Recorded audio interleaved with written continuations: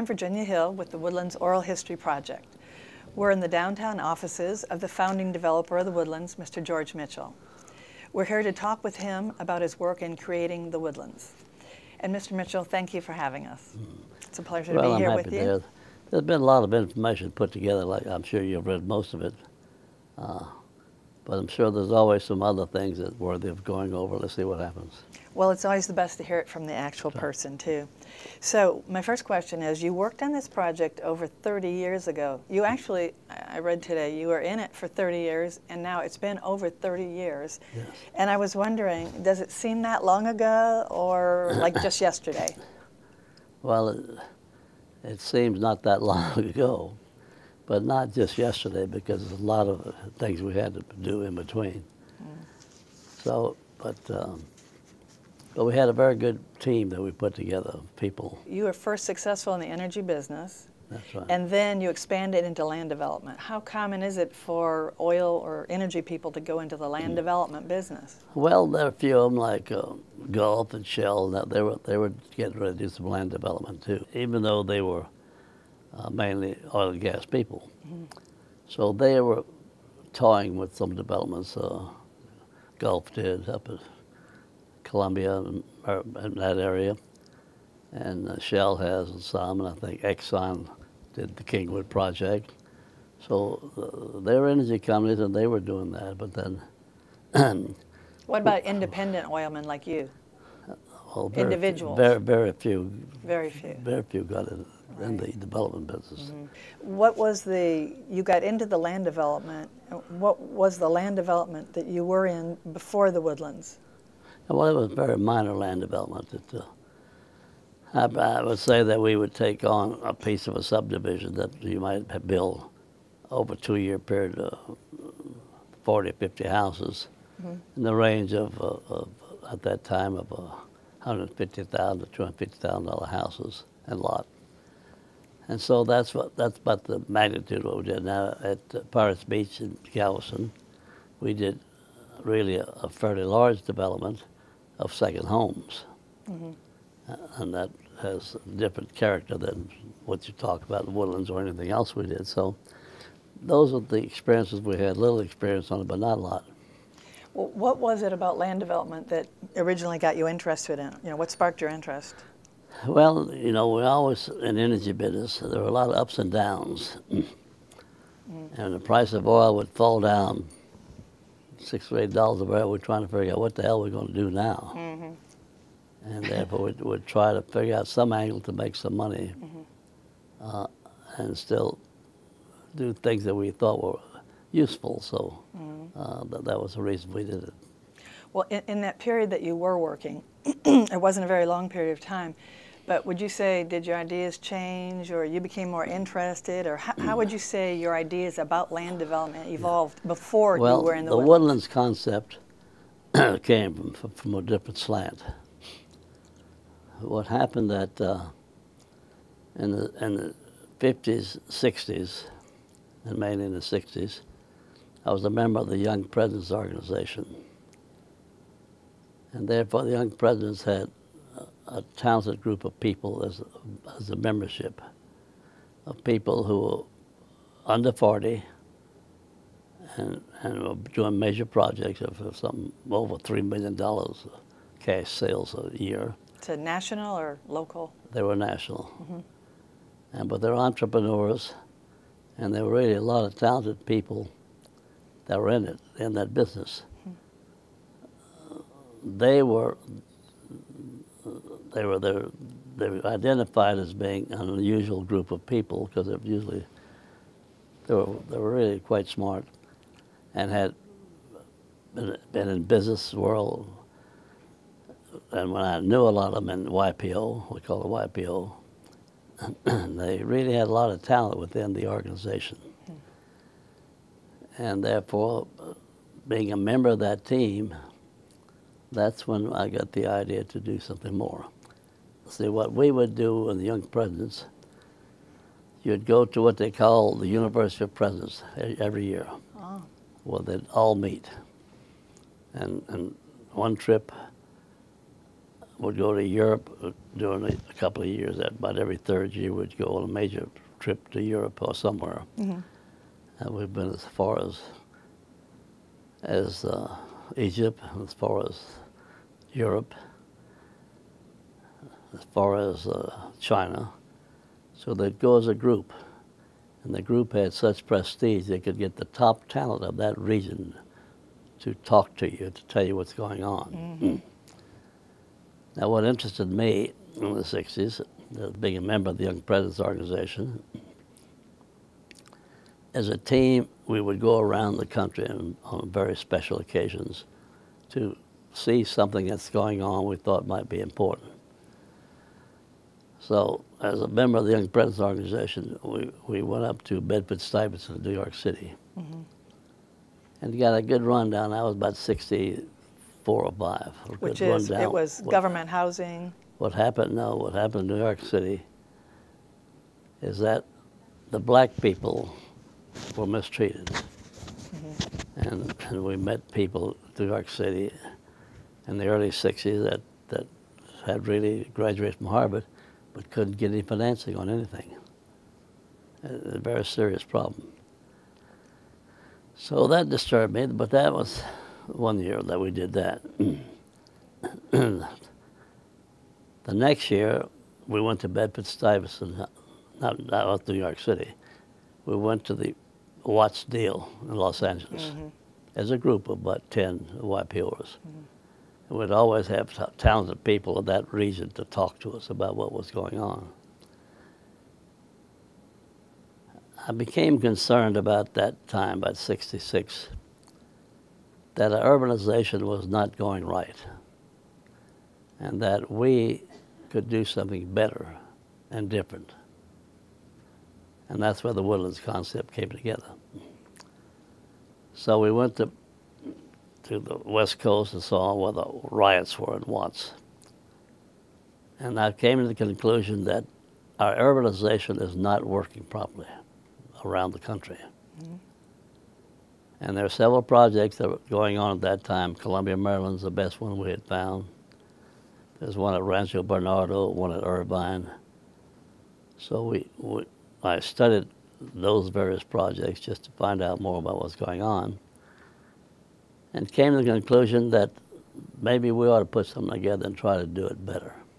And that's where it came from. And you already had the land at this time? What? Did you have the land at this time? No. I was still very busy in oil and gas.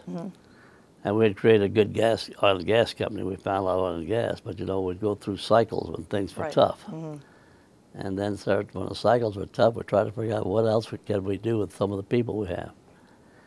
So anyway, it became my objective is how in the world we urbanize better in this country, because what was going on now was not being done right. There really were just neighborhoods on the edge of a city with no cohesion at all, how it related to the growth of the city. And so we thought, and working with HUD, because that's when they started the program where they did loan guarantees, not loans, but guarantees.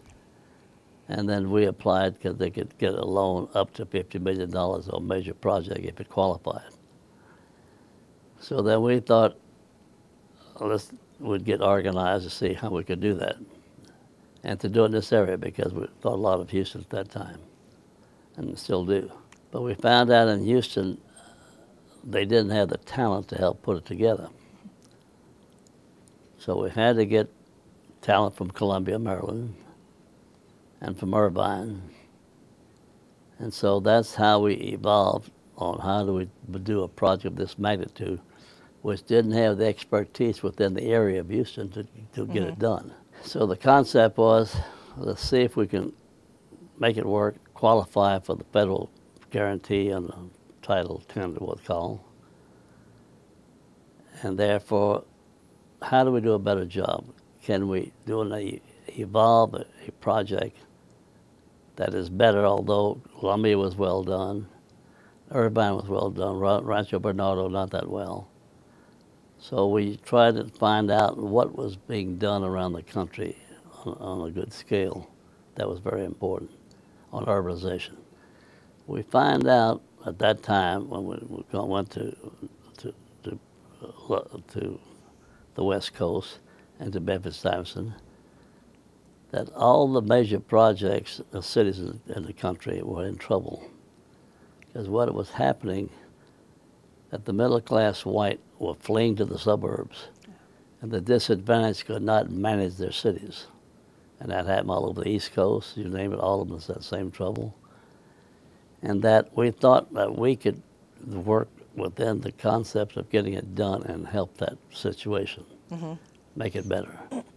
So that's the whole concept of Woodlands, how it began, is a thought that I had we could do a better job. And that's where we started. And so then you went looking for some people also, some names like Well, Ian see, McHarg? That's right. When we looked at it, we knew that the staff that we had, the architects and engineers here, were not had not the experience that I thought we needed to have. So as we started putting a team together, then we hired about 5 from Columbia and 2 or 3 from Irvine and so on. And we had a planner from Irvine, Pereira, to do our master plan, and McHarg to do the environmental studies. Because one of our talented people that worked for me at that time had been a student of McHarg at the University of Pennsylvania. Oh, who was that? His name was Dick Brown. No, his name was, no, he was a different one. He's one that did a lot of environmental work. What was his name is? I'll have to get his name, but he was a student of McHarg. And he recommended that I find out more about him, and he said, get the book he wrote on design with nature. So I did that. And I decided by heart, McHarg is the person I wanted to use on environmental planning. Because they were just beginning to talk about environmental planning at that time. So we knew that if we did the Woodlands, we'd have to really think about how you put all that stuff together. And we started by having seminars. We must have had 100 different seminars between the religious part, the design of the housing, Incredible. the design of how you do the whole project together. We must have had 100 meetings of top people discussing that issue. Like over a year or 2 years? I would say that over 2 years, from 67 on to 72 was when we started construction. We had seminars when we created the religious area of the Woodlands. We started at Columbia, Maryland, because they had ecumenical church as the main thing, their theme. And we took a team from here, there, and we said, that won't work. They don't like each other. Yeah, they used one building? One building. Yeah. So we said, no, we got to do it differently. So we set up, in fact, one of the best things we did set up is our religious setup here. So we set it up where they would have the chance of encouraging new developments of the church in the Woodlands and help them work with the developer to get a piece of land at a very fair price to help them do it better. So that worked out very well. But we studied the master plan, we studied all the environmental concerns. We had to design it like we designed it with nature, like McHarg did. Now, McHarg was really a talented person, very talented. And Pereira was very talented. And Pereira had done big projects around the world. He did Columbia and some of the others on the West Coast. So I knew I had some people that had a lot of talent. McHarg is more of the intellectual. He's intellectual and talent, then but then Pereira also was he the had a little engineering. Firm. McHarg had a firm that he was a major member of that did environmental planning for people. So we picked McHarg to lay out our environmental plan. And we hired Pereira, Bill Pereira, the big top firm in the country, who did Irvine and some of the big projects, to be our master planner and to try to live under the guidelines that McHarg thought you should develop a project, how you do the environmental concerns. McHarg, he had probably 7 different phases of the planning the environmental planning and the urban planning, that we use various people around this part of the country. Mm-hmm. We had Rice do the study on hydrology, because you find out that Houston's had all these hydrological disasters that have ruined all the medical center when they had all those floods about 7 years ago. So those are things that we knew that we wanted to do a better job than what's been done. So A&M did see what happened at that time. I decided we needed about 10,000 acres minimum. And so we first started where 1960 meets I-45. And we actually had options on 2,500 acres, but I knew that wasn't enough. Mm-hmm. So even though I had a good price on the option price of $2,500 an acre to buy, we never did buy it because we just let the options go because there wasn't enough land to do what I had to do. How did you come to that conclusion, though? That what was the number? What was the amount of land you actually thought you needed? You had minimum? to have 10,000 acres. Okay. Okay. And so we knew what we had to put together. So at the first site we were working on, we found out we couldn't get enough acres to make it work. Mm-hmm. Then I moved to the second site because I knew where the airport was going to be, where the 10-lane freeway going to Conroe, where it was going to be. And those are things that I knew was going to happen that would make the Woodlands grow. And Houston was here because that was very important to be part of Houston someday. And the original concept was that we'd do the development and then Houston would annex it someday. In fact, just about 6 months ago, Mayor White called me up. He said, "I want to thank you." He said, "You had the vision in 1972 to get Louis Welch and all the people in Houston to help you fight Conroe and Shenandoah from trying to put the category on of the land on their neighborhood and where they took all the taxes themselves." Mm-hmm. And that was a big fight that the city of Houston helped me win. Because they had a 5-year moratorium and they had the right to have an area within their boundary to hold it. And they could expand a long way where Conroe and them had to just take a 1 mile limit. Mm-hmm. And they were trying to give us trouble too. Conroe was trying to expand our major area that was going to be the mall for their tax base. Oh. And I needed it. See, that concept I tried to tell the people of Woodlands. We needed the city of Houston because you have to have the power of Houston to get them done. We also knew that the airport at that time had about $3 billion spent. Now it's about a $7 billion project. Mm-hmm. The Woodlands can't afford that kind of an airport, you know that. And the freeways now has got 10 lanes from Houston to Conroe and on further north. So we knew where all those things were getting ready to come together, and that's what we knew how in that planning I had to work into our plan. And we'd have seminars about everything, about the social structure of people, between people, religious structure, the political structure, and knowing someday we'd be annexed by Houston. Mm-hmm. You said Rice did which one seminar? Rice did one seminar? Yeah, Rice did the hydrology. See, what McHarg did, he hired 4 or 5 experts to help him come up with a master plan, environmental plan. And Rice was very good in the drainage problem. Houston's had a disastrous drainage situation. Mm-hmm. So Rice from A&M they flew the infrared on the 25,000 acres we had. We identified every tree down to 6 inches. So we knew where we wanted the trees and where you didn't want the trees and what to do about it. And when McHarg was studying it, he had very strong things on how you protect the trees. In fact, people tell in the Woodlands, they have a survey every year. What do you like about the traffic of schools, or what do you like? They all come back and say, "No, it's the trees." They all say that. Right. It's amazing. In 25 years of opinions, That's always been the one that everybody said is the most important of all. So therefore, how do you make it, you design it properly now? I'm sure you've read, there have been about 2 or 3 articles written about the Woodlands. And I'm sure you've read the one done by this Harvard researcher.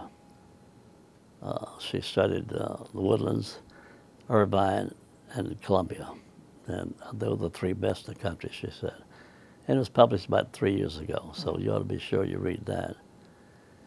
Because she picked the Woodlands as being one of the 3 best in the country, and could be the best, but anyway, Urban Land Institute will tell you that the Woodlands is probably the best project that's developed in the country so far.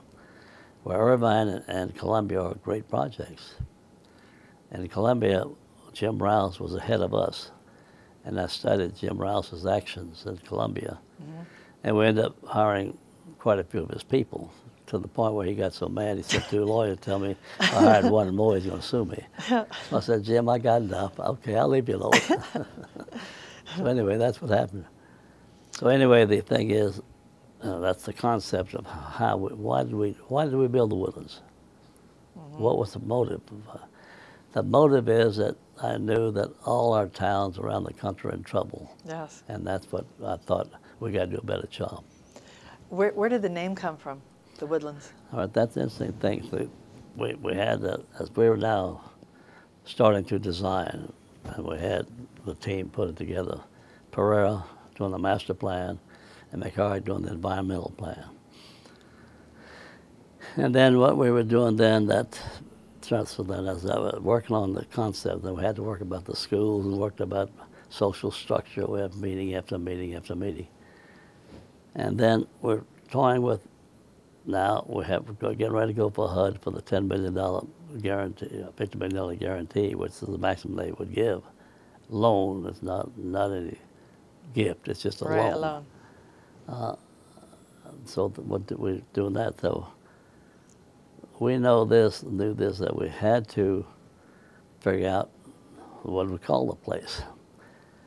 I had about 2 or 3 our PR people spend 6 months giving me names. And we had at least 300 names that I looked at. So just one day, because Cynthia, my wife, knew. She was very much involved in a lot of the meetings we'd have. She would attend the meetings and know what's going on. She said, I'll tell you what, we have a place that she called the Woodlands, which is the place we have up between Montgomery and like a ranch. Yeah, up there that way, about 6 or 7 miles from the Woodlands to the northwest. And therefore, she said, that's fine, and I'll let you take that name for the Woodlands, because we'll call it Cook's Branch. That's the stream that came through it.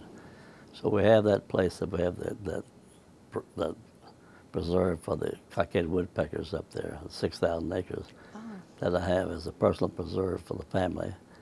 And therefore, she said, I'll get a name for that, and they call it Cook's Branch, because that's what the stream that was on the place. It's called what? Cook's Branch. Oh, Cook's Branch. See, the Cook was a surveyor, and he named this stream, and he did the work, so that's it. That's what we call it Cook's Branch. It's a beautiful site. You'll have to go up there and see what it's like. But anyway, the thing is this, that we did that, and so we had to figure out what happens, and she said, I'll let you have the name that I have The Woodlands. for your deal. So I gave up on the other 300 names. I was looking at it. We had Here it was right in your house all the time. What? The idea was right in the house all the time. That's right. Well, really, it was a great name. I'm glad you came up with it. Perfect name. Since you mentioned your wife, you're working on this big project. You also have a big energy company still going, and then you also have a family. Could you just talk a little bit about the family that you had at that time? You have all these balls rolling in the air. Yeah, well, during those years, of course, we have a large family because we have 10 children, seven boys and 3 girls. At that time, you had all 10 children? Well, we had all through the years. My youngest one now is 42, so born around I would say over the last 30 years, he was involved. I remember when when we did that first beautiful introduction to the Woodlands, when you go to the indoctrination where you go and see about the Woodlands. Uh-huh. The information He center? was on that. He was 8 years old then. Oh. He was in there. And in other words, Oh, the movie. the movie. You go to the And then information song. center, See, and they we had a movie. the song. The brothers four wrote the song for us. Oh. And the people who wrote the song, a beautiful song, A Time and Space.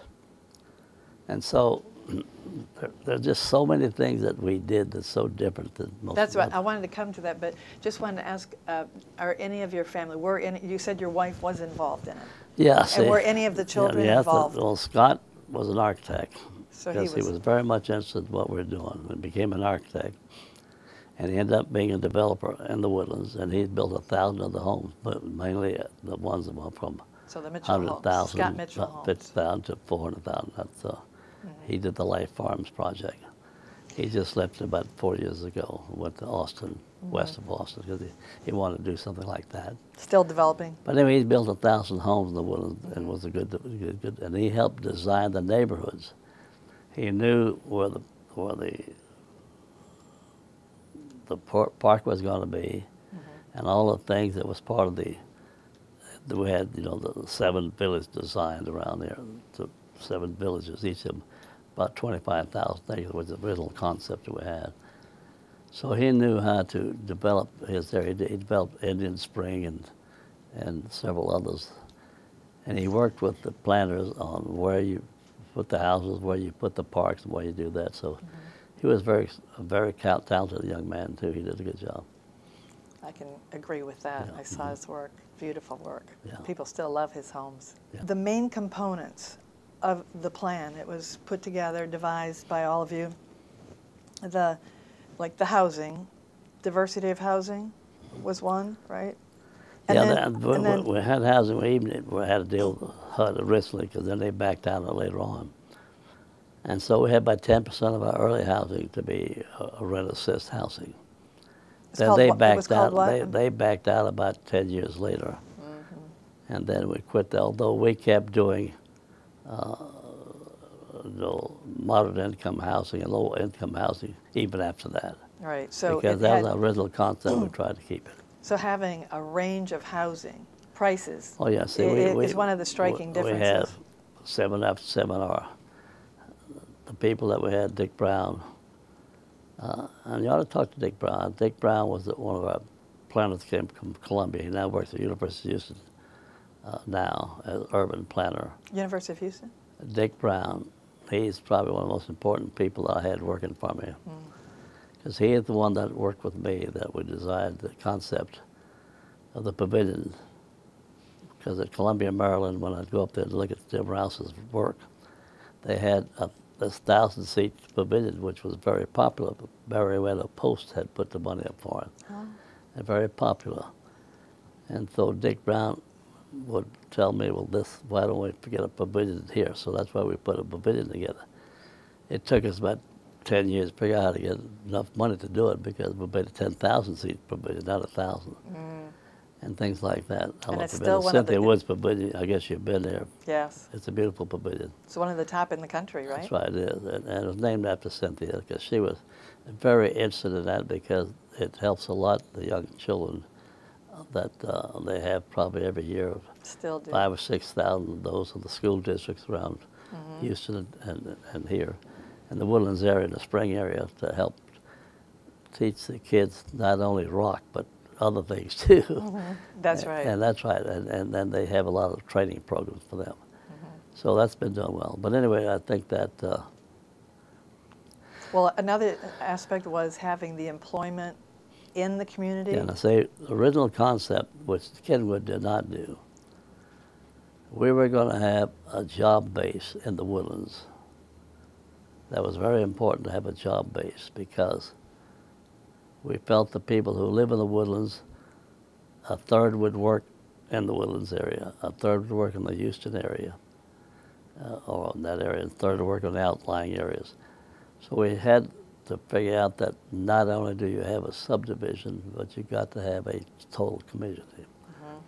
It has to have a job base, it has to have certain programs that will be useful. we had to do the whole educational system, as you know. We turned around and we did we put in the John Cooper School, because, well, we did that. And I had Mr. Cooper, who came from the John Cooper School in the west side of town. When he retired, he saw me lecturing to his senior class one day about the Woodlands, what it was going to be. Now, this is John Cooper. John Cooper. But he was the head of... He was the head of Kincaid School. Kincaid. That's right. But he was interested in St. John's and Kincaid. He knew what I'm talking about. See, I knew we had to get a school system that was strong enough that the Conroe School District would wake up and do better school. Oh. And that's the purpose.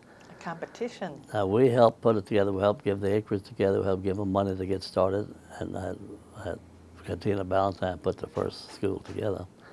And it's been very successful. They're considered as strong as Kincaid and St. John's right now, any school. So, but we worked on a school system, very important to work on a school system. Absolutely. And then a good example of the school system we worked on, I had University of Houston early on.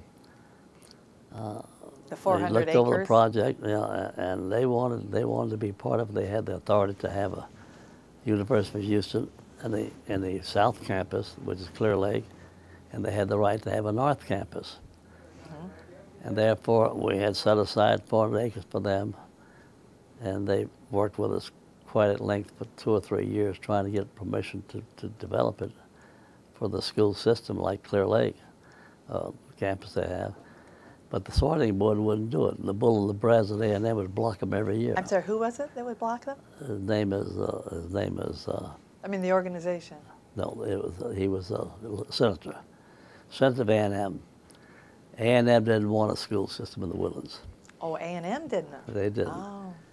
Sam Houston would like to have been part of it. But see, we worked hard and we tried to get that over. We lost by 1 vote. So we lost.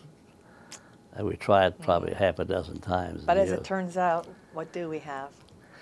All right, then that's what we had to come up with a different concept. So but now we do have the community. I knew what Galveston had because I knew the person, Pickleman, who used to be head of the Montgomery County, Harris County school system.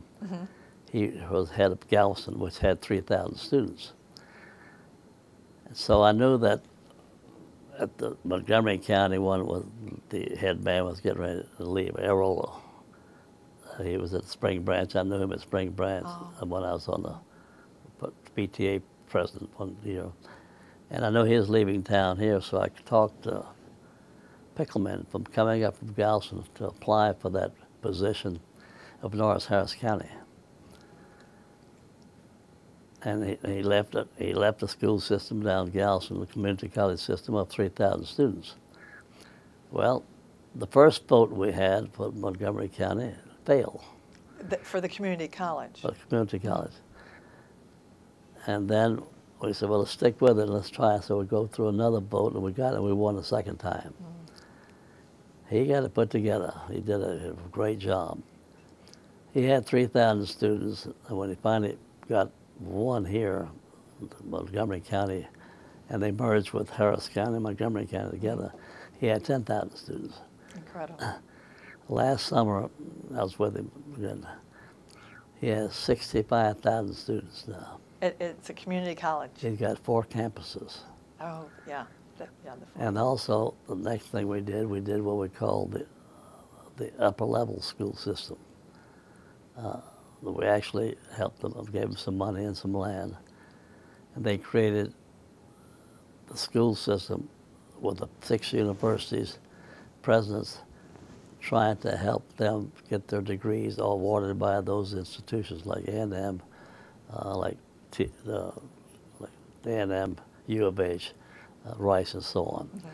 So you now have a school system of a community college because the wives can't go, they're busy, and the husbands still are working. And how are you going to educate these people? They all can't go to Texas A&M. Right. They're too crowded already. So the community college, now they have about 7,000 students in the other school system, whereas they get their 4-year degree out of the community college now. They get the 2 years from the community college and the other 2 years from the thing we're talking about. The University Center. University Center. Yeah. And that's where each president's agreed they'll help make them, and they give them their degrees, so that's working. Yeah, See, I did want the U of H, and I had Dr. Hoffman. We worked very hard, but we failed. And so what happened, I told Dr. Hoffman, I said, Dr. Hoffman, when the North Harris County, when the community college was available, that now is the U of H downtown community college. I tried to talk Dr. Hoffman, don't go after that. The coordinating board will kill you. And no, he didn't listen to me, and he went after it, and they got it. And they made it a great campus. But see, my concept was to have the community college be run by that facility there where the U of H is now, to run all the campuses around here. And to do a better job, because we had a very poor community college system at that time. It's better now, but it was pretty bad about 10 years ago.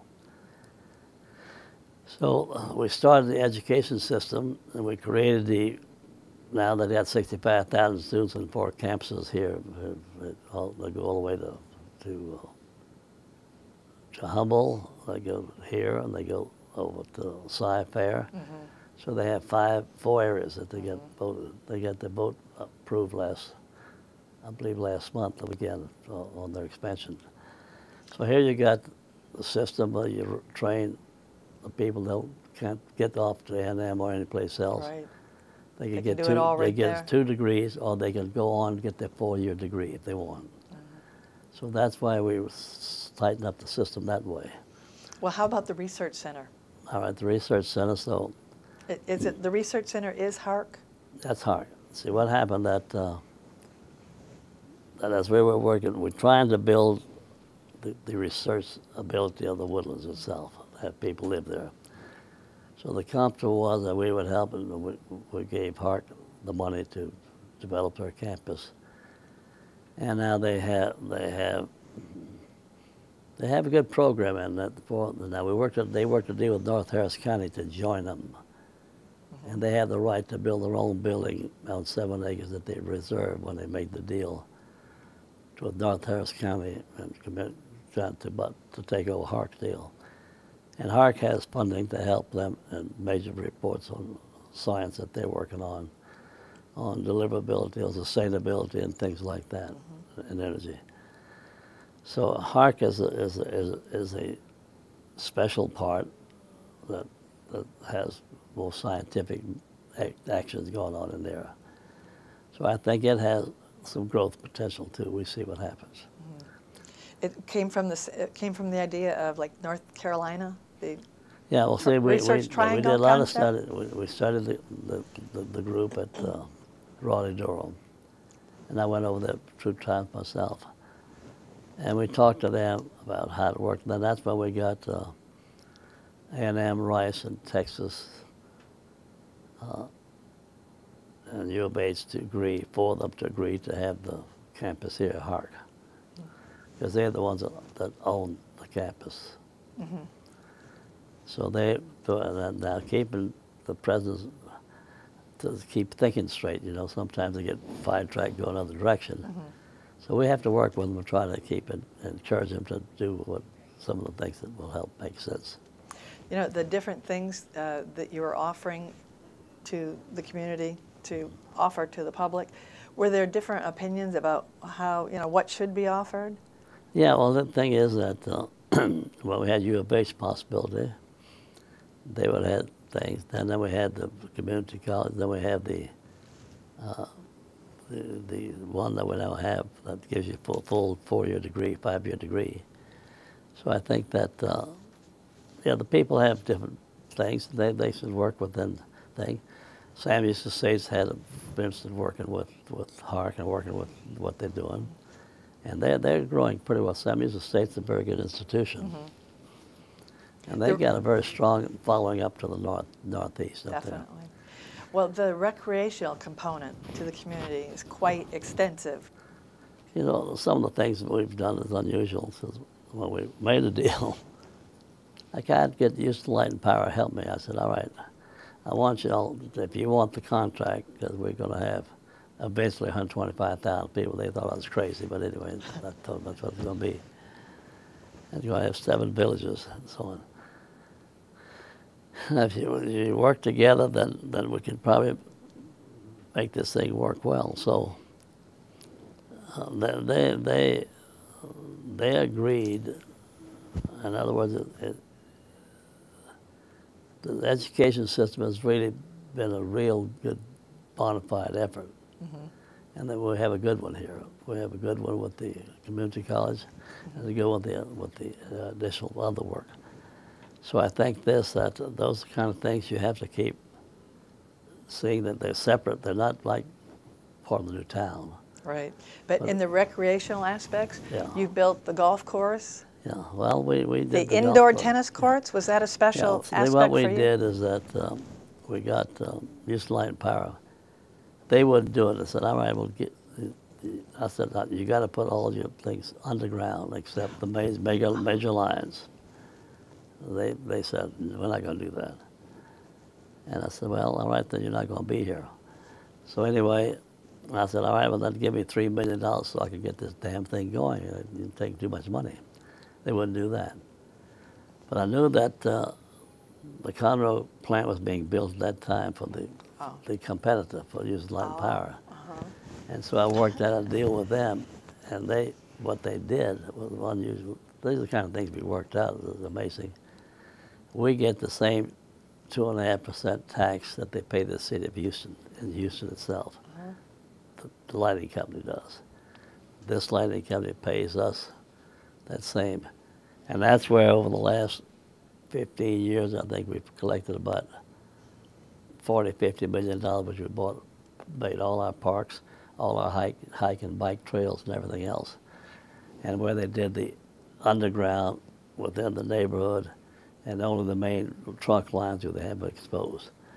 So they delivered what we asked them to do. Eventually, huh? That's right. And Now, how about the concrete streets? the street? The concrete versus... No, I say this, that if you try to do asphalt type streets, they won't hold up. The streets we have now should hold up 20–25 years. But the others will not. You know, the asphalt part, still you have to repair it every so often. So the project, we had our engineering people on the project with Plato Pappas. When we did the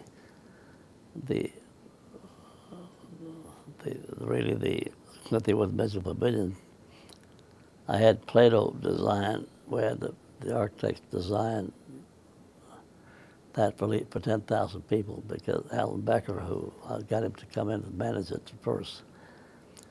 And we were going to do 6,000. I said, you wasting your money, it won't work. I said, what do you mean, Alan? I said, well, 6,000 people, I can't get a good show for you. Oh, incredible. So you got to have at least 10,000 seats. I said, well, okay, we'll do that. So we did 10,000. So we had our engineers here who did all the excavation of Woodlands for all the trees and everything else. Accumulated all that dirt, and he built Mount Pappas. That's what we call it. At the pavilion? That's what it is, pavilion. And you can't expand it anymore. I said, we expanded twice already. Right. Yes. And it'll handle 17,000 people. Right now, we're doing an upgrade just to do the fine-tooth upgrade. And you can probably get 2,000 or 3,000 more seats. Because your competition, see, the track that used to be Dowsett Church there. And now you got some competition because the Sam Houston Parkway is getting ready to do a project where they have entertainment too. So I told Jerry McDonald, who runs the pavilion now, and we put up, I put up $12.5 million, and the company put up $12.5 million on the first 10,000 seats. So we put up all the money to get it started, and then we've expanded it twice up to 17,000. And now I'm telling them to look at it to see about fine-tuning, putting in heating where they now have air conditioning, which is give them a longer season by a month at the beginning, a month at the end. So they're looking at it now to see how they expand it. I have to mention the statues of you and your wife out in front of the pavilion. Yeah, that's right. Well, some of them were, two of them were my grandchildren. That's the one that's at the facility with the pavilion. Yeah, we had a statue that Cynthia has there, Yes. and that I have there. And then we had the statue they had me as the founder of the Woodlands over on the other side. Right, Yeah. right. All right by So each the other. artist did a nice job on that, and we worked. See, now another thing we did is that most people haven't done. Early on, we made, because see, it was owned by Mitchell Energy. The Woodlands was a subsidiary of Mitchell Energy. Yeah. And I owned so much Mitchell, I could tell them what to do. That's happened. So we told them, all right, we want to do a program for the arts. So we required every sale of land for commercial property that you sold the land for a building or something, someone building, they had to put a quarter of its cost into the arts festival, in the arts deal.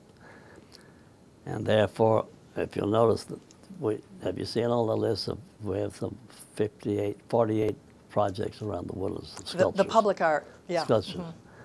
And they've done a good job. And I found out, see, right now, they could have changed it 10 years ago. But they haven't. They're doing the same thing. The one that we put in effect back in, I think, is in probably the second or third year we actually had the art program started. And we did all the art, and they still do the art in certain areas, and when they get through. So those are the kind of things that we have done. You know, time after time, you'll find this was done, that was done, that was done in schools, and what was done. Was there a committee that chose it, or No, was what there a happened, person? Joyce Gay had something to say with the first program. She had hoped that we'd have a good art program, so she convinced me, let's do that. If someone doesn't put up the money, who's going to do the sculpture? You can't get them to do it unless someone puts up the money. So if the building committee, we agreed that since Mitchell Energy was still the main owner of everything, that we'd put 1% of any sale we made, a quarter percent. I think it's 0.5% on sale and 1/4% on the building. Goes into an art fund. And then a committee, and they change the committee every few years. Oh, okay. There are about 4 or 5 people on the committee. And the units rotated around over 25 or 30. The first piece was done probably when we opened up the Woodlands. Well, that piece at the entrance called The Family, Yeah, that was done early on. that was done That's very right. early. That was there right at the beginning. So it was, and that's it. And if you go back and look at all these things, I guess you've got to set this. The main officer can give you a whole set of all the artwork. They have a little summary, and it shows you that there were, I believe I added up with 49 pieces already in. And then as you mentioned, the hike and bike paths, that it's The like hike a and couple of bike trail, hundred that's right. miles. You see, working with the power companies, where we got that money. Because I told them, you got to put your lines underground within the subdivision. On the major access, you can go overhead. It takes too much power. So that's good, but then the thing is this, that we've done so many innovative things. You just have to sit back and reflect on all that you've done. And it takes a lot of effort to figure out everything that was done. Well, like the little pocket parks, you're on the bike paths in Yeah, the we did a lot- woods, and we then did a lot. lo and behold, in the middle of nowhere, there's a little You see, park. that's part of that fun we get from the power company. With hike and bike trails and the little pocket parks. But who thought of fund that them, and we idea? can keep the trails up in good shape. I'm going to just, we're about done here, but I just want to, I think we've covered most of them, but I wanted to just touch on some. Yeah, okay. There are a lot of unique aspects to the Woodlands, Yeah, and I wanted to have you just say a couple words. Like we Okay. already talked about the hike and bike paths and the pocket parks, and but like Bob Gebert and Interfaith, we touched on that. Who's that? Bob Gebert and Yeah. Interfaith. Yeah. That was a very unique idea, having somebody come and develop the different religions in Yeah. the Woodlands. Yeah, he was helpful. We actually had a very strong group in our religious setup. They're a lot better than what Columbia did. we went out to solve what they did. All do is fight each other. Yeah. But so far, the Woodlands Corporation has worked with the churches to get the land at a better rate for them, and we did have a problem because about 2 years ago, all of a sudden the person running the interfaith called me and says, the Baptists are trying to throw out everybody else. We got the Indian from India wanted to do a church here, and we got another one, and the Baptists won't let them do it. And I said that was never the intent. So we had to have a meeting with that whole board and said, you people are doing something completely different than what our intent was. Now, I guess y'all can do your board, you can do it if you want, but that isn't what it's all about. And so they've changed. So they decided, well, okay, now some of the religions that you heard of will probably come in here, but anyway, they've worked out a way where they do it slowly in one area and then do another area. But I think that those things happen. First thing you know, things change from what you set up. Mm-hmm. And then speaking of the churches, the idea of having the same parking area for the church, the school, and the park. Yeah. What a great environmental idea. Yeah. Using the empty space on the Sunday for the churches. Yeah, I don't know what. They supposed to have done that 10 years ago. I'm not sure they did. They what did happened? it. It's Yeah. they did it. It's a beautiful idea. Yeah. And then the wildflowers every year. The Did somebody wildflowers, plant you see, those? the wildflowers, we had a few, but you know, we got so many lanes on the side of our roads. They should do a better job. See, I actually had Kendrick, who does our planning, and he had designed this area where he plows wildflower seeds. I even loaned it to the toll authority. For the first 3 or 4 years, we planted on the toll authority seeds.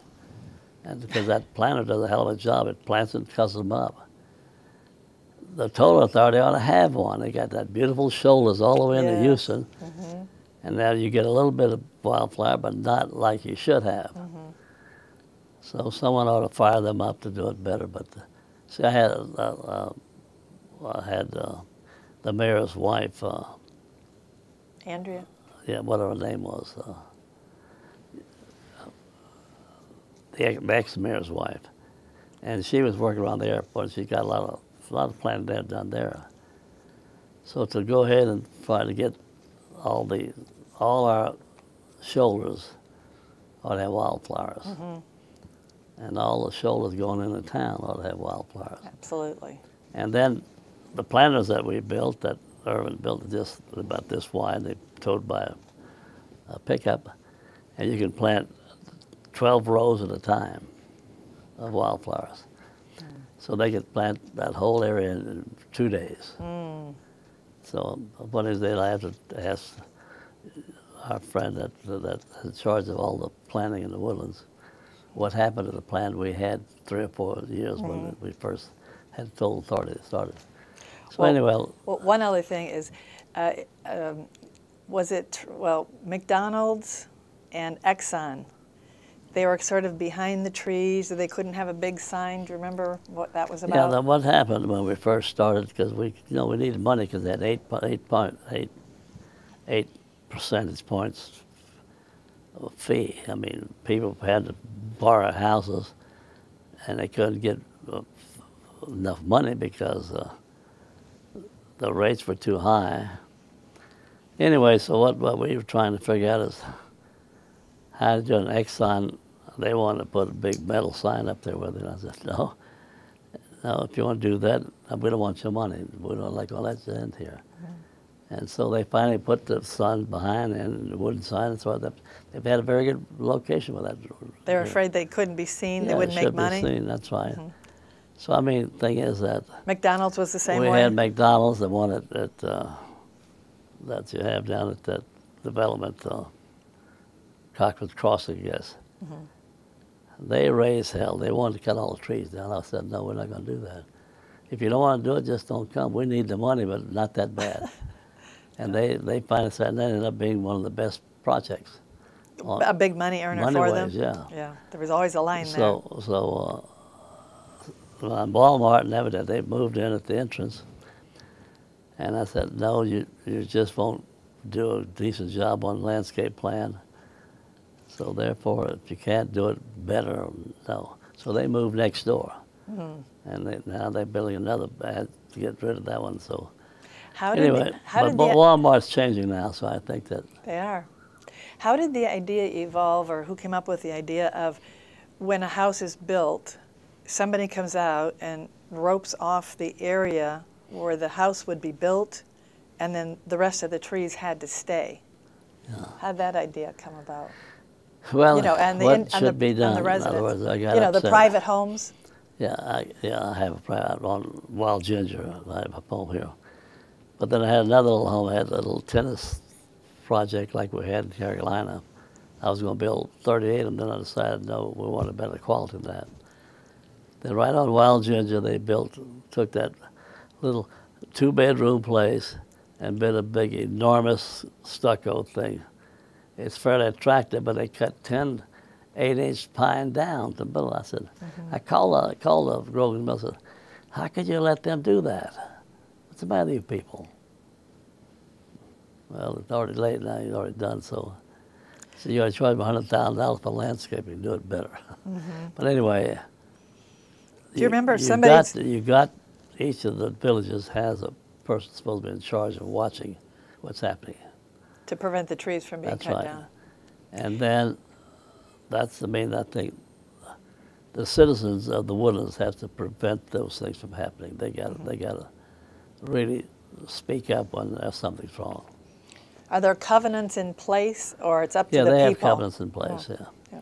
The trees over 6 inches, you're not supposed to cut them down.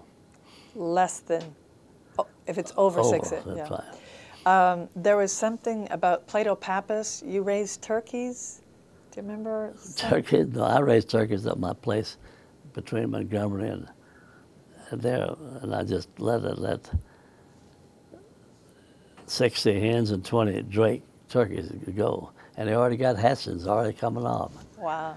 But see, they was full of wild turkey 30 years ago before I bought it, and I can't figure out what happened. What happened? That ants got the pulse, or else the armadillos. So I'm trying to find, so we made a big planning, because I've been working with the Wildlife Federation now, because I helped them get started about 10 years ago.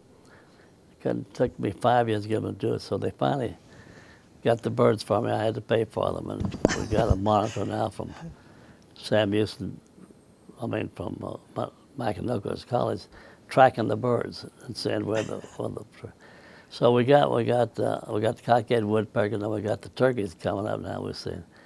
Now what Plato's talking about, early on when I just had the wood, we were just trying to get it going. We put out about 5 turkeys somehow. We've got some turkey from somewhere. See, the western turkey won't grow here, it's too wet. So you got to get what they call the eastern turkey from Georgia and so place. So Plato came in one day and said, oh, well, I got me a turkey for my dinner. I said, what do you mean, turkey? Well, that turkey out there, and I shot him. I said, turkey, that's the last turkey I got on the damn plate. What's the matter with you? Anyway, we made up for it. Sounds like a famous story. I understand you still go back to Galveston, where you grew up. Yeah, I go down there a lot because Cynthia likes God, but she has Alzheimer's now. It's pretty tough. Oh, very tough. But I go down there a lot of weekends, and the kids, one at a time, come down and visit her with me. What was it like growing up in Galveston? It was a good town. As young people, we had freedom of going down to the West Beach and catching fish and doing things like that. Really, it's a great town for kids to grow up in. And they had good school system. Now it's a very poor school system. What was the transportation like, in Galveston? Had streetcars. Yeah. Everything you could, anywhere you want by streetcar. Really? Now they got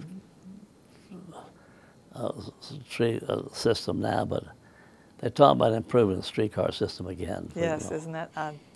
They're talking about bringing that sort of thing back. Yeah. Well, I think your system you got here, what you're doing around the waterway, and you're doing where the transportation trolley is really doing well.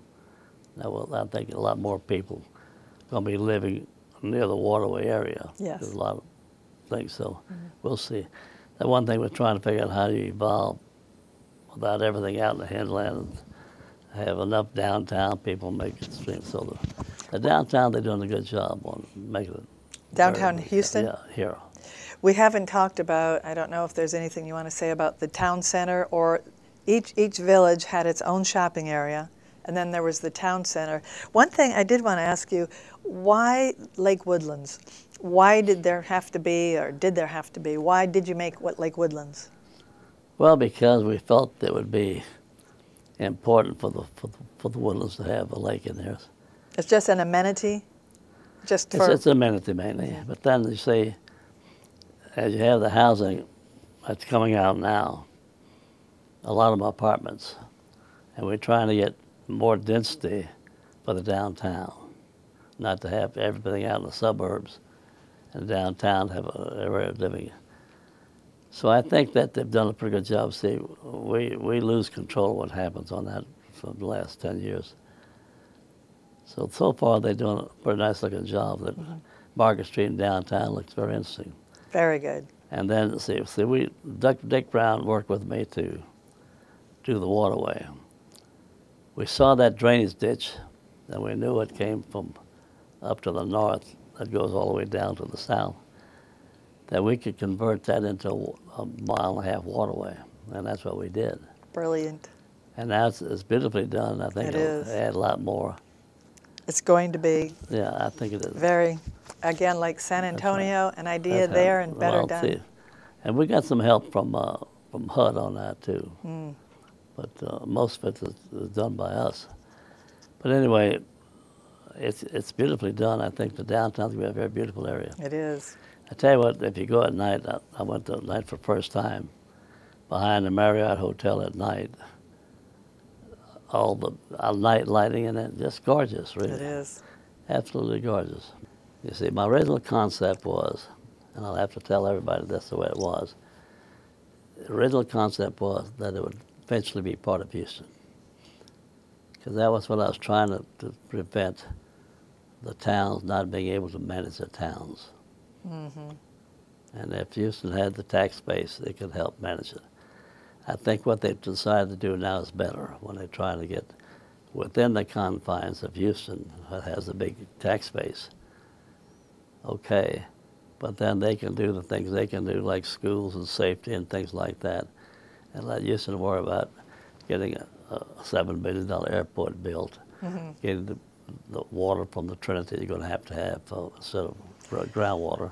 And speaking of Houston, you know, did you ever worry that you were organizing this thing that had zoning and planning and restrictions, and you're trying to sell it to an audience of independent-minded, no-zoning Houston Texans? Yeah, well, there's a little conflict with what Houston's doing now, but I mean, did you worry about the audience? They're finding out the hard way. See, they attacked Kingwood quickly, and it's nothing. Kingwood's been a mess now for 4 years.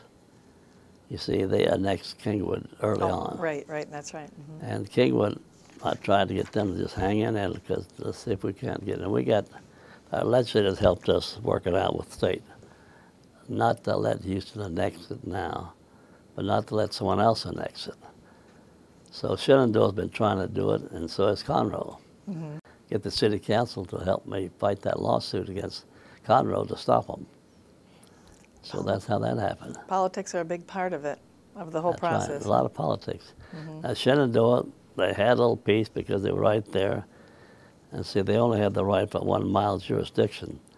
But they do have some tax base there. But the rest of the tax base goes to the benefit of all of what you're doing.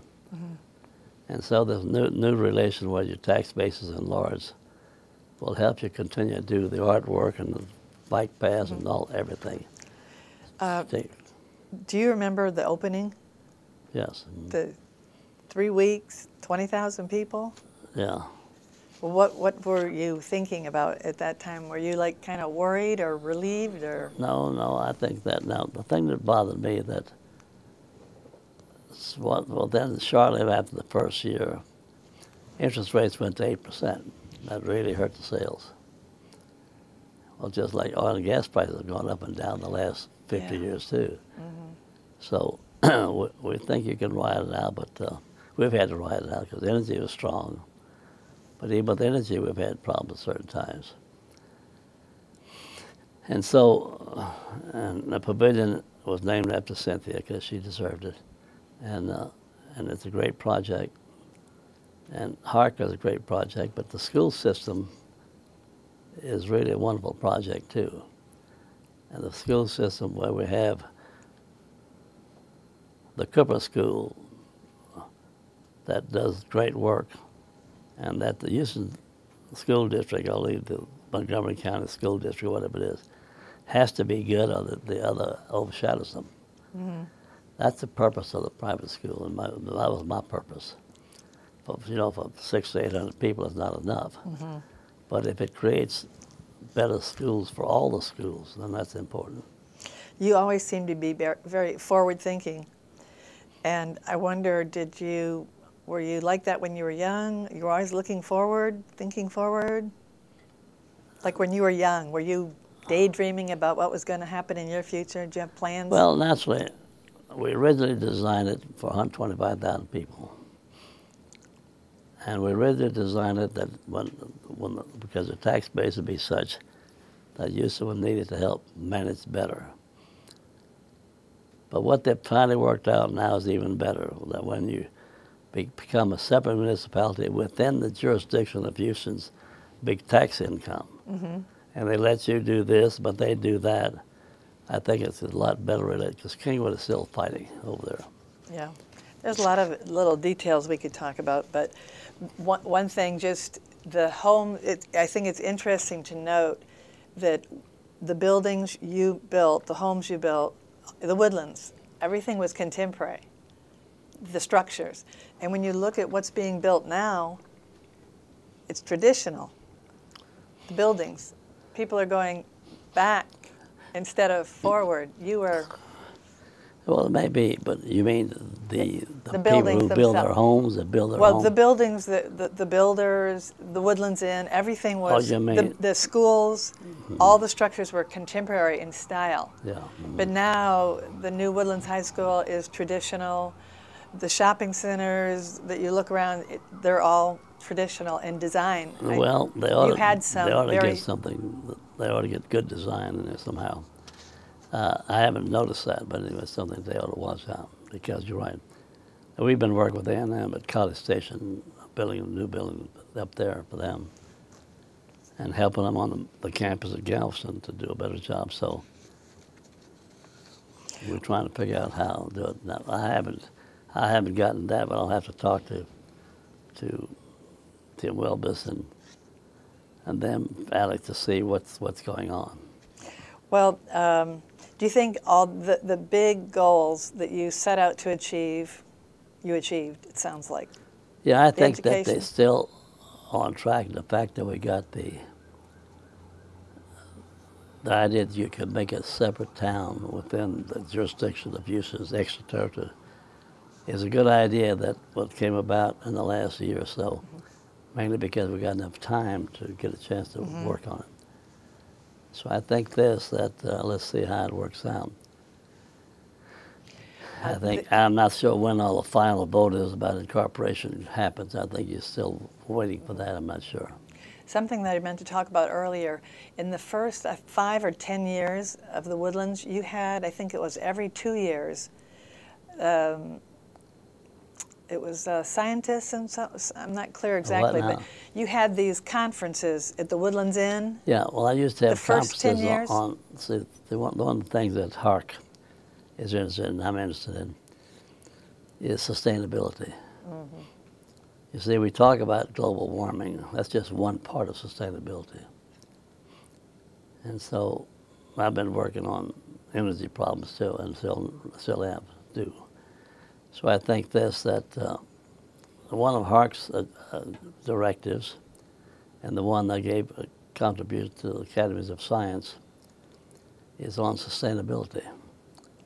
Now that's a tough subject to talk about because no one understands what you mean. Exactly. I was going to ask for the definition. They don't know. Well, sustainability is just like everybody knows about global warming now. Mm-hmm. But sustainability means it's one notch above that. How do you make the world work? You see, we're headed for disaster by 2050, 2060, 2070. And energy in the next 20 years, I think the world's in real trouble, in my opinion. So I think that how in the world we're going to put everything together and get everybody working on it, I don't know, it's a tough job. And these were the topics that were discussed in the 70s when you were building the Woodlands. That's right. The topics were the environment, oil shortage, protecting wildlife. That's right. Well, we've been much on sustainability in the last 35 years. Mm-hmm. So I think that what's going to happen, and it's going to be a lot quicker than most people realize that's going to happen, it's going to be the main theme, the topic in the next 10 to 20 years. It's going to remain the big topic. How do all nations, see, in other words, I was indoctrinated by Buckminster Fuller, who was a great philosopher and scientist at the Aspen Institute when I used to go there in the summer, every summer. And one of the most important things that I did learn from the Institute is to meet Buckminster and to be with him several days at a time, and where he would explain what he meant by sustainability. His basic argument is very good. And everybody keeps asking me, we used to have people would strike us and everything else trying to stop it. We had meetings here. But he would explain it this way, all right, you got 6 billion people now. You got genocide, you got wars, you got poverty, you got everything wrong. How in the hell are you going to make everything work when you have 9.5 billion people? And we're scheduled to have 9.5 billion before it turns down into 2050 and 60. So we better get some young people to work now. Now that's what we're trying to do. Well, and HARC's one of their main roles is to work on sustainability issues. Mm-hmm. And the Academy of Sciences, I gave them $20 million, and the Gates Foundation matched it to work on sustainability issues. So I think we can work on a national and international level with the Academy of Sciences, and then with HARC and the state, local level. So we think we program some things that can do some work on it. But you know what bothers me is that we got 4 of our universities now are members of HARC, are members of what we do. They are members? You got U of H, you got Rice, you got Texas, you got A&M. Mm-hmm. Not one of them has any programs on sustainability. Rice is beginning to now. Mm. I gave them some money, and Shell matched them, gave more money. So we'll work with them. But what bothers me is that here they are, they're all good institutions. Truly. But none of them have any outstanding people on sustainability. Mm. Who does? They're all working on global warming. Everybody's working on that, but that's just part of the answer. Mm-hmm. Is Stephen Hawking, are you working, is he part of this picture? We work with Hawking's. We work with him on the Giant Magellan Telescope and working on sustainability too. The Magellan Telescope? Yeah, that's the one that we're trying to get. A&M in Texas has agreed to buy in the deal. We're trying to help raise money to have more time for our astronomy. We gave A&M $11 million for 11 chairs, $1 million chairs. And they got in that 7 outstanding astronomers. In fact, everybody in the country asked me, how in the hell did we get them? Well, we got them because we put up these chairs for them. And I think that that's what we have to do. What I have to do on sustainability is get HARC and Academy of Sciences working on it. How do we make people understand what we have to do and what young people you're going to turn on to make it work? Mm-hmm. Our universities are way behind. They really are. See, well, when they don't realize that if you don't figure out how to slow things down and make it work, And the next 20, 30 years, you're in deep trouble on energy and many other things too. So. Well, thinking about the students in the Woodlands in the 4th grade, they're studying Texas history. The Woodlands is part of Texas history. That's right. And so talking to 4th graders, Texas history students about the Woodlands, what would you say to 4th graders? What do you need to do? Yeah. 4th graders. Well, that's right. I think well, now Hark is going to take a bigger role on the area. So we did a lot of work on the Rio Grande, trying to help with Mexico, trying to help water could be developed. Mm-hmm. And that's a tough fight with But Mexico. if you look at grade school students, what would you say you should aim to do? You know, like what should they be studying, topics, just in general sustainability, or should some specialize in? Yeah, well, I noticed, I know the person at the University of Virginia that I met about 2 weeks ago, and he sent me a whole bunch of books. They're having some big courses on sustainability. Mm-hmm. My concern now is that everybody's so trying to figure out how the hell to make global warming work. They got a real problem they're going to figure out. How are we going to get the young people so turned on that they'll get some real people to go after it. Mm-hmm. Well, so we'll see what happens. All right. Well, I would like to close with a statement made by Mr. Harry Frampton, remember the Urban Land Institute chairman? Who's that? Harry Frampton. At some award ceremony, the many, many awards that the Woodlands has been given. This was at one of them. Excuse me. And so Mr. Harry Frampton of the Urban Land Institute, okay. Mm-hmm. He, at an award ceremony for the Woodlands, he said, what separates great projects from those that are just good is behind the great projects is a champion who is passionate, devoted, and provides unique leadership. The developer of the Woodlands is that champion, Mr. George Mitchell. So well, that was a nice statement. Okay, thanks. I'm sure you've heard many of them like that. But Mr. Mitchell, I want to thank you again for having us here for the Woodlands. When anything comes up, just give me a ring. All right, thank you. Thank you for making it work.